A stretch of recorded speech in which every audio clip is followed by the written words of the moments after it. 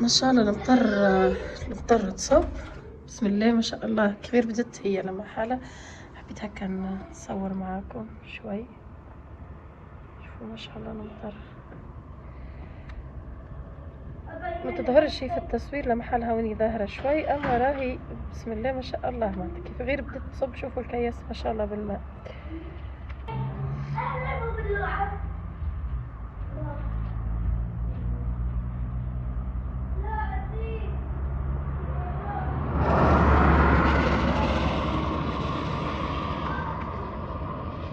اللهم صل وسلم وبارك على سيدنا محمد وعلى آله وصحبه أجمعين. إن شاء الله يا رب تكونوا كلكم لاباس وتكونوا في خير ونعمة. بالنسبة لي الحمد لله يا ربي لاباس. نسأل كان على أحوالكم. نحب نشكركم برشا برشا على تعليقاتكم وعلى لايكاتكم. بالحق ربي يخليكم ويديمكم نعمة في حياتي. نحب بطبيعة نرحب باللي دخلوا معايا من جديد، فما برشا بنوتات دخلوا معايا جديد، نقول لكم مرحبا بكم. فرحانه بوجودكم على الاخر على الاخر على الاخر. صدقوني راهو كي تكتبوا لي تعليق وتقول لي راني متتبعه جديده وتفرح بيا، ولا اكيد تو هذا كلام نفرح بيك وفرحانه بالحق بيكم الكلكم. ربي يديمكم نعمه في حياتي، وان شاء الله يا ربي تعجبكم القناه ونشوف من بعضنا كل الخير ان شاء الله ان شاء الله ان شاء الله. هكا هو المهم اللي هنا صحيح كملنا رحبنا بكم وكل وصلينا عن بي مع بعضنا ألف ولا زيت. عديت باش نعمل فطوري مستبرد. انا الايامات هذوما ديجا ما فهمتش علاش لما حاله نستبرد اخر رمضان، لما حاله في وسط رمضان للاخر ارتحت. ايامات العيد استطعمت الماكله وقت ايامات العيد نهارين الاوالة هذاكم، وبعدين كيف عودت استبرت. المهم قلت برا نعمل شو اسمه هذه اومليت. نحنا ديما نعملوها كي يبدا عبد مستبرد، نعملوا فيها المعدنوس، نعملوا فيها البصل، ونعملوا فيها فلفل زينه حشاكم، نعمل فيها شويه بزيت فلفل اكحل بزيت ثوم هكا مقصوص، نفوحوها فهمتوا نوزوها ونحرحروها هكا تستطعمها. والله بالفعل استطعمتها، هذيك الحاجه الوحيده خاطر حاره حاره عملتها هكا استطعمتها الحقيقه. الباقي ما تبقى شيء ما في تستطعم شيء. هو لما حالة طقس ردوا بالكم على رواحكم الايامات هذوما، وردوا بالكم على صغاركم، مرة بارد مرة سخون ما تدروش عليه، قاعد يغش فينا الطقس هيك. هو كثرة الامراض للصغار الكبير والصغير. لما حالة تبقى شنو العبد ينصحكم ردوا بالكم على رواحكم. وكهو لهنا عملت عملت الاومليت حضرت، وقيوتي زادة كيف حضرت. باش نعمل معها زيادة طرف خبز. محل الخبز بعدي الحقيقة ما كليتش خاطر قلت نلقاها حارة الاومليت ما نجمش ناكلها هكاكا معناتها يا اخي. بعدين لا ما كليتش الخبز، كليت ديريكت الاومليت. عجبتني هكاكا واستحليتها وانا ناكل فيها حارة فهمتوا. وليت ما استعملتش الخبز. هي راهو بالحق اللي مستبردين واللي عندهم هكا البرودة والكل يعملوها الأومليت هذه، يزودوا فيها بزيت ثوم وبزيت بصل ويعملوها حارة توي تحس هكا تفرهدك. بعدين كهو جيت لهنا بعد خذيت راحتي في الفطور. زاد كيف الحقيقة فاقوا الصغار. أنا تفكر عملت لهم كسرة وفرماج، كسرة فطير وفرماج وياغورت كاو الحمد لله يا ربي. زاد كلوا شو اسمها كريب لما حالة العجينة متاعها الخليط متاعها كيما نقولوا قبل بليلة عملته وبيت في الثلاجة ما جرى له شيء. عملت لهم زادة كريب كلوها والحمد لله. ولهنا بعد ما خذينا هكا راحتنا وقعدنا الحقيقة والكل والطقس يصب المطر، جيتنا والصغار هكا دفينا بكوفيرتا وبقينا نتفرجوا في صورة متحركة. هاي تطلعوا في شنو زعما تفرجنا صغار نقول لهم راهي هذه صورة متحركة متاع طفولتي تفرجوا فيها. نقول لهم فهمتوا تفرجنا في لوز وسكر اكيد راكم تعرفوه معناتها الصورة متحركة هذه غنية عن التعريف. تفرجنا هكا حلقات وكل تحسوا صغاري قالقين بها ما عجبتهمش. بالسيف باش تفرجنا على حلقتين هكاكا طول بينا الوقت. حسيتها مشيت عملت لهم شوية مستورة وباش نقص لهم شوية فريز. باش نعمل عملت كسر من هكاكا تسخن شوي وباش نعمل فيها شوية زيت وزيت نباتي. بالطبيعة المستورة كي تقلوها بزيت نباتي تنجح معاكم خير، والنكهة متاعها ما تجيش زي الزيتونة فهمتوني هيك. هاو باش نعبي المستورة الفضل تلي باش نحطها في الحكاية هذه هي متاع قهوة راهي بقيت نستعمل فيها أنا المستورة. ننصحكم كي تحطوا المستورة في حكة مثلا كيما نقولوا ما يدخلهاش هواء بالكل، حاولوا خلوا الغلاق مرخوف. علاش؟ خاطر بعدين تندي تحسوها هكا وما تعاودش تطرج لكم كيف ما العادة. تو انا مستانسه معناتها نعمل شوي يجوني ما شاء الله تطرشك، تاخذ حجمها، تكبر الكعبه بالباهي قاعده تطرشك. اما المره هذه حسيته لا ما حلموش المره هذه وانا نصور معكم. من بعدها طيبت بكلي سكرت عليها الحكه والكل، جتني الكعيبه صغيره فهمتوا، عرفت اللي هي راهي ندت الداخل كا، وليت هاني محلوله، هي حطيتها محلوله في البلاكار متاع المونه وكل حطيتها محلول. لهنا قصيت الفريز باش نحط عليه شويه سكر وشويه زهر. ما نحبوش لما حلنا الحقيقه الزهر في السكر في الفريز. المره هذه هاني جربته مع الصغار كلوه ما قلقهمش حتى طرف هكا هو. قلت لهم ما يصيرش، هاي نعود نعمله لهم معناتها بالزهر والكل. لما حلا لهنا قلت لهم يجوا نعملوها سلطة غله كل، ما حبوليش، حبوا كل فريز. وانا نحبها الحقيقه سلطة غله. نعطيكم طريقه تعملوها بها تجيكم بنينه. كي تعملوا سلطة الغله اعملوا معها الدقله، ننصحكم اعملوا معها الدقله واعملوا معها زبيب العادي ذاك اللي معناتها الزبيب العباد اللي ما تعرفوش، خاطر يتفرجوا معايا عليا من الجزائر من بلايص اخرى، العباد ما تعرفوش راهو الزبيب الشايح هو العنب الشايح فهمتوا. وبعدين اعملوا فوق منه العباد تعمل كريم شانتيه. انا بالنسبه لي ما نحبهاش الكريم شانتيه، نعمل ياغورت. اي نوعيه ياغورت تحبوها انتوما؟ اي نوعيه ياغورت؟ انا مثلا اخر مره عملت ياغورت خوخ، تنجم تعمل ياغورت مشماش، ياغورت بنان، راهو يبنن بالكدا في سلطة الغلة. وخير لكم من الكريم شانتيه، جربوها وتتحصلوا والله. نقطع انواع الغله الموجوده عندي الكل فهمتوا. ونعمل لازم فيها الدقله، ولازم فيها نعمل هكا شويه عنب، الحقيقه تجي تعشق بنينه. مرات يبدا عندي هيك اللي يبدا شو اسمه هو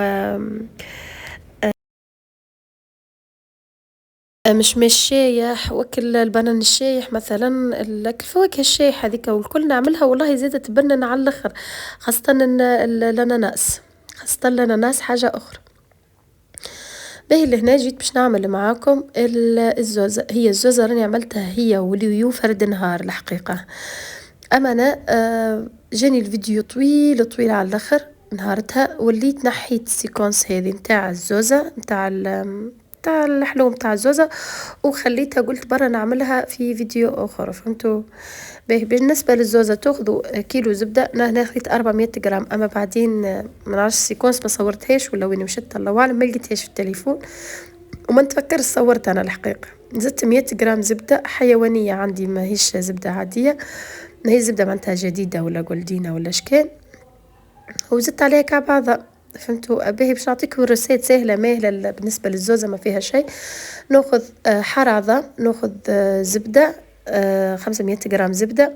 السكر انتم وشنو تحبوا؟ انا بالنسبه لي من انجح الوصفات في الزوزه ان هي تكون ناقصه حلاوه. علاش؟ خاطر بعدين باش تعملوا النسلي من داخل الكراميل باش يكون بزيت سكر، فلذا نعملها ديما الحقيقه نعمل 200 غرام لا طارت 250، ما نعملش لا اكثر لا اقل فهمتوا. رشة ملح، زوز ساشيات سكر فاني، وباش نركز هذوكم الكل. لهنا جيت جبت كسرونة معبية بالماء وحطيت فيها النسلي يطيب.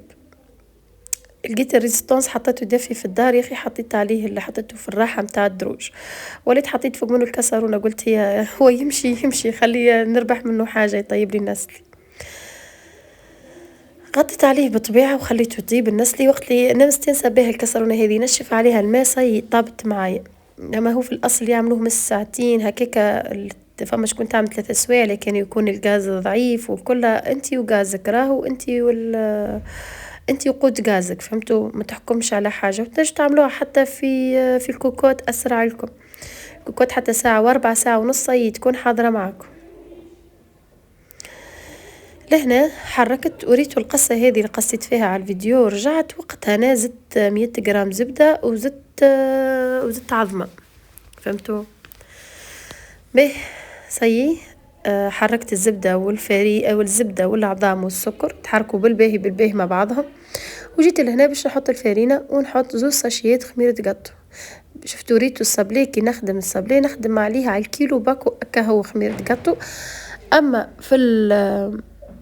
في الزوزة على الكيلو زوز ساشيات سكر خميرة قط، وباش نلم بالفارينة بقيت الحقيقة نتبع هكا شوي خاطر العظمات متاعي صغار، عظام عربي اللي خدمت بها صغيرونين، بقيت نتبع بالفارينة تبعها معناتها ما حطيتهاش الكل، حطيت يمكن هكاك قرابيت 800 جرام، وبعدين بقيت نتبع بشوي بشوي 200 جرام الاخرين بقيت نتبع فيهم بشوي بشوي.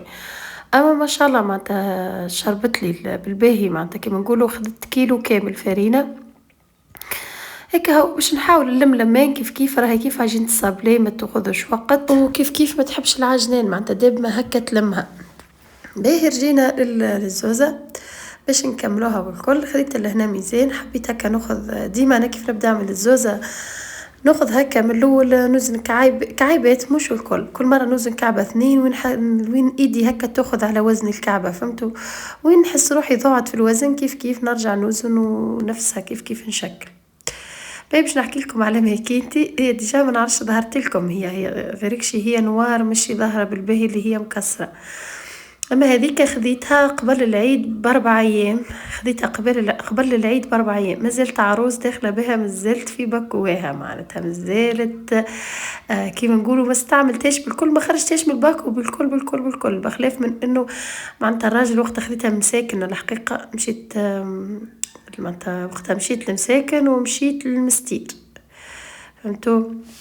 نهار هذاك نتفكروا مطرحة على وين بنعمل ما جوش نصور معكم، وقتها مشيت حبيت ناخذ حاجة العيد ليا شوي ما خذيتش، مشيت وجيت كيك به. وقت المهم جبت على مساكن خذيت الماكينة هذه، خذيت معناتها بتاع الزوزة هذه يا اخي روحنا بها. قاعدة طالعة ورا ولدي، هو طلعها ولدي الكبير هيك هو طلعها نسمعنا في حاجة طاحت وما خديتش معناتها ما حطيتش بالي معاها بالكل بالكل هيك. هو انا طالعه في الدروج وهو قال لي يا ماما نقول لك حاجه، قلت له تفضل قول لي ايش فهم. قال لي راهي تكسرت، قلت له تكسرت شنو اللي تكسرت؟ قال لي الماكينه. لا مش في بالي حتى كان طاحت وتكسرت يريدوا بك شي حاجه، وانا الحقيقه ما حبش تغش عليه خاطر هو اللي لو كان معناتها الصغير متخيل روحه باش يكسرها ما تخيلوش يكسرها ولا كسرها بالعاني، نتغش عليه وكان لوحها بالعاني وكسرها، اما انا متاكده ما كسرهاش بالعاني. تتخيل دخلت وخذيتها والله صدقوني خذيتها ب75 دينار والله هي 75 دينار مش عارفه تقريبا خليها لي ب70 يعني تفكر خليها لي ب70. انهم دخلت لقيتها مكسر هذيك هون مكسره راهي من قدام ما عادش تسكر، تشوفوني هنا كيف نبدا نخدم بها نقرص عليها قرصان من الاول، لقيتها مكسره ما قلتلوش لا طابت لا تحرقت والله لا قلت له شيء، نسيت بدلت حوايجي وجيت ديريكت وقتها بحكم هي رمضان وكلها جيت نحضر في شقه الفطر ما قلت له شيء. قال لي انت متغشه؟ قلت له لا مانيش متغشه ماكش بالعاني. قال لي مانيش بالعاني ماكش بالعاني قلت له ما فما علاش معناتها عادي غلطتني خاطر ما زلت ما استعملتهاش بالكل. اما ما باش نقول لكم كل غلطتني وروحي طلعت عليه وتغششت على ولدي والله نحكي لكم بالحق اللي انا ما قلتلوش حتى شيء هيك. هاو بعد لا ركبت الفطور درت جبت المصالحة كرستك الفضلات نتاعها جيت نجرب فيها المرة الأولى ما مشتش، قلت دفع الله ما كان أعظم مش ما مشتش. بعدين سبحان الله حطيت إيدي على البريز جيت نحفيها من البريز وهي خدمت لباس عليها. خدمت لي بديت نخدم في الحلو قبل العيد بنهار خدمت بها الزوزة ولا هي بنهار ولا بنهارين خدمت بها الزوزة. المهم وقتها هو العيد جاب بالخميس نتفكر هم خدمت بها الزوزة بالخميس، تفكر كيف اليوم اللي هو وقتها نهار خميس خدمت بها الزوزة. حسيتها من الاول خدمت وكله بعدين بردت ما فهمتش علاش بردت وقتها الضوء يمشي اما هي باردة حسيتها. بعد رجعت تخدم لباس عليها قلت ما يسالش تو كان سهل ربي وكتب ناخذ كعبة أخرى كل تبدأ فيها الأشكال الكل. وأنا وقتها راني لقيت اللي فيها مثلا البانيني وفيها الجوفر وفيها معناتها مشكلة كيف ما نقولوا فيها المعمول زادة لقيتها ب150 لقيتها ب150 وقلت لا خلينا ناخذ هذه وبقيت متردة بين هذه ومتاع 150. يا أخي سبحان الله قلت ما دام تكسرت ما يسالش أتوا نعاود ناخذ. كان سهل ربي ويكتب مش اليوم مش غدوة، أما وين يسهل ربي ويكتب إني نبش ناخذ كعبة أخرى جديدة فهمتوا كهو هذا اللي حطته في بالي. ده باش نحكي لكم شوية على حلو اللي سألوني على الكماندات متاع اليويو توصل لبعيد ولا قبل. ايه خدمت ووصلت تحقيق لبعيد الفترة هذه. لا وقتها بعثت القصرين وبعثت السبيطلة وبعثت شو اسمها هي يا ربي مش صفاقس. تي هذيك تابعة صفاقس نسيتها. فما بلاصة تابعة صفاقس والله نسيتها نتفكرها نقول لكم عليها.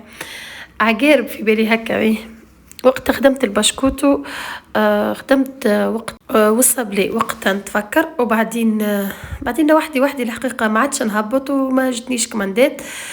توا اللي سألوا ايه نجم الحقيقة نوصل وكل خاطر فما تعرفوا توا ولت موجودة ما شاء الله شركات توصيل في البلايص الكل.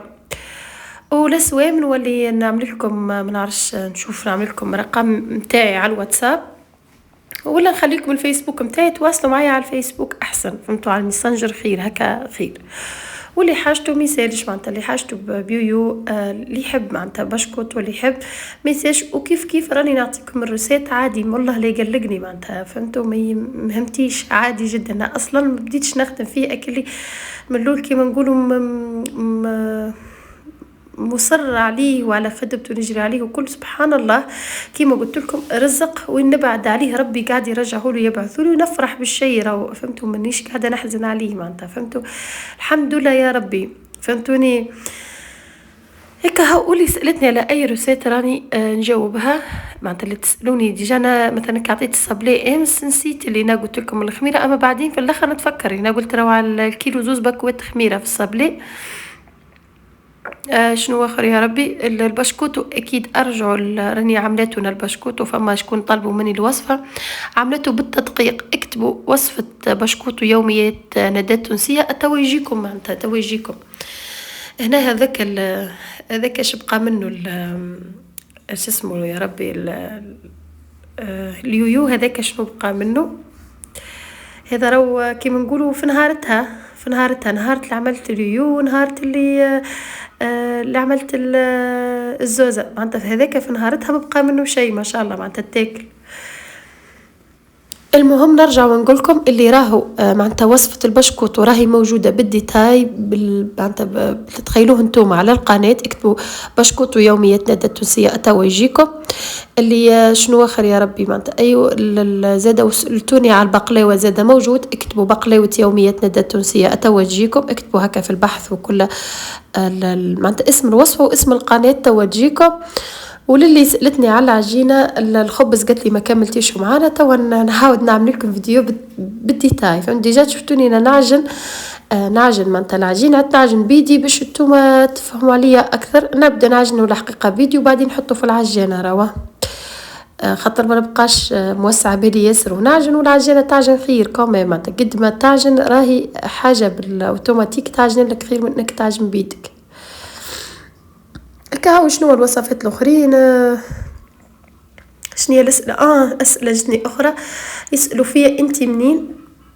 نحب الحق كيف نقول لكم راني فرحانه بكم الكلكم من كل بلايص راهو كنا من كل الجهويات كما نقولوا كنا معناتها اولاد بلاد واحده وحتى انه بنات بلاد مجاورتنا كنا عرب وكنا اولاد حواء وادم والحمد لله يا ربي نفرح برشا بكم. تبقى باش نقول لكم منين ما يسالش نجاوبكم. واي سؤال اذا كان يخصني معناتها يخص طرف هو ميساج نحكي فيه. اذا كان مثلا باش يخص زوز اشخاص مثلا كيما نقولوا يخصني ويخص الطرف الاخر ما نجمش نتعدى ونحكي فيه خاطر فما اسئله جوني انا اصلا من كثر ما نجمتش نجاوب عليهم فسختهم. فهمتوا علاش خاطر نقولوا ريتو فما هو ما نعرفش مثال ولا قولة يقول تنتهي حريتك عندما تبدأ حرية الآخرين. فهمتوا هكا. فلذا نعلى روحي نجاوب شخص آخر أني ما نجاوبش معناتها سامحوني بالحق اللي فسخت تعليقاتكم واللي قلت لكم ثم واحدة كيفاش يرفازة وقتها واحدة قلت لها ما نجمش نجاوبك يا أخي معناتها جاوبت بقلة أدب تحت الحقيقة تحت التعليق ما عجبنيش. وليت شنو نعمل تعليق ما نحبش نجاوب عليه فسخوا تعليق ما جاوبتش وبقى راهو سامحوني بالحق لكن نفوت تعليق ما نجاوبش. راني انا من النوعيه اللي نجاوب الناس الكل ما يقلقني حتى شيء معناتها، ما فماش علاش ما نجاوبش، اذا كان حاجه تخصني ما فماش علاش ما نجاوبش، راهو نجاوب وما يقلقنيش. باهي هنا منين؟ هنا من سيدي بوزيد، ام الزوز صغار نخدم وشنو يا ربي، وصغاري بطبيعه يقروا والكل والحمد لله هكا ومعرسه. شنو اخر؟ اكيد مادام عندي صغار اكيد معرسه. شنو سؤال اخر جاني؟ كوجينتك ديما تسالوني كوجينتك منين، كوجينتك منين، كيفاش تمسحها بالماء وما يجرى لها شيء. كوجينتي طليانيه، خذيتها مستعمله ماهيش جديده معناتها، وقت لينا نبني والكل. اول ما عرست عشت 3 سنين في الكرا ومن طو معناتها نبني، فهمتوا؟ استغفر الله يا ربي. بعدين كنا باش نخرجوا تخريج الكوجينه، بعدين ما سهلش ربي اني مش ما سهلش ربي انه نخرجوا هكاك. قاعد راجل يشوف فيسبوك يلقى كوجينات، قال لي اجا اختار تحبش كوجينه حاضره والكل. قلت له اسهل معناتها اذا كان موجود علاش لا. هات يا اخي اول مره اخترت كوجينه بيضه، محلاها محلاها بالحق، باقيه توا في بالي ما تنحاش من بالي. قالوا لي دارنا وساخه وقت نتفكر ما عرفتش شكون من دار، نقول لا وساخه ابيض. يا اخي ندمت اللي انا وقتها ما خديتهاش في الابيض، خاطر ظهر المارون وساخ اكثر. المارون شد الغبره ياسر ياسر ياسر ياسر فوت اللازم. ندمت عليها هذيك. هكا كنا نختاروا في الكوجينات بما فهم اخترت هذه. نشي في بالي رخامه باش نزيد نوضح لكم اللي راهي رخامتي ماهيش رخامه، ماهيش رخامه، هي كيف الرخامه ما فماش فرق. كي تشوفها هكا على عينيك ما فماش فرق، تقطع عليها تعمل عليها اللي تحب كأنك تتعامل مع رخامة. اما تبقى انه مثلا كي يتعدلها الماء فما معناتها بين الجناب بجنب لافابوري توها منفخه. هي من اللي جتني هكاك منفخه شوي معناتها من اللي جت هكاك. اذا كان سهل ربي وكتبتها وكتب باش نبدلها، علاش باش نبدلها على خاطر نحب نبدل الغاز صغير. كي جاني الغاز نتاعها صغير 4 كوانين، انا عندي راهو غاز نتاع جهازي 5 كوانين عندي مخبياته. اذا كان معناتها باش نبدل الرخامه كل راني باش نبدلها على خاطر معناتها الغاز. اما تو لبس عليها كما تشوفوا فيها ما تستحقش تبديل، جديده ما فيها حتى شيء. واصلا حتى اذا كان باش نبدل الرخامه تعجبني الرخامه البيضه ونحب على الرخامه البيضه، فهمتوا؟ المهم اللي هنا صيح حضر الفطور، عملت شوربه مطر يتصب، وقلت اكيد لازمتها حاجه جاريه. نكره هنا المحمصه والمقارونه الجاريه دي كل نكره. وليت عملت شوربه شعير معناتها جاريه، وعملت معها سليطه خضراء، وعملت معها كسره فطير. ولا هنا عملت 2 كويسات يتصلوا صي كملوا. عندي زاده كعبات كعابر متاع دجاج حطيتهم معاهم صي. هذا هو كان معناتها كان فطورنا لليوم. جت بحذايا اختي بعد تغدينا وكل، قلت لها نمشي نجيبوا طرف لوز ناكلوهم. سبحان الله ما هو ريح هو والدنيا ما شاء الله ريح. قلت لها تقولش الدنيا لا كانت تصب مطر ولا كانت فما حد شيء معناتها. هي صباح ما شاء الله مطر، العشيه شايحه الدنيا بسم الله ما شاء الله ما فما شيء. اما باقي هكا الطقس بارد بارد بارد بارد وريح. ولا هنا بعد مع العشيه هكاكا هبطنا جبنا قهاوي من العطريه البحذانه، مش قهاوي نسكافيه معناتها فهمتوا جولدن، باش نعملوا قهوه والكل. ومشينا تعدينا زاده جبنا طرف لوز. هذا لوز جارنا ماهوش لوزنا نحنا، اما قالنا ما يسالش خذوا كلوا عادي فهمتوا. جبنا شوي وبقينا ناكلوا فيهم، خطرته هو ديما ما ينحيهاش، ديما يقول كلوها خضره هكاكا، راني مانيش باش نحيها. المهم هكا نكون وصلت معاكم نهايه الفيديو. بسلامه ونهاركم زين.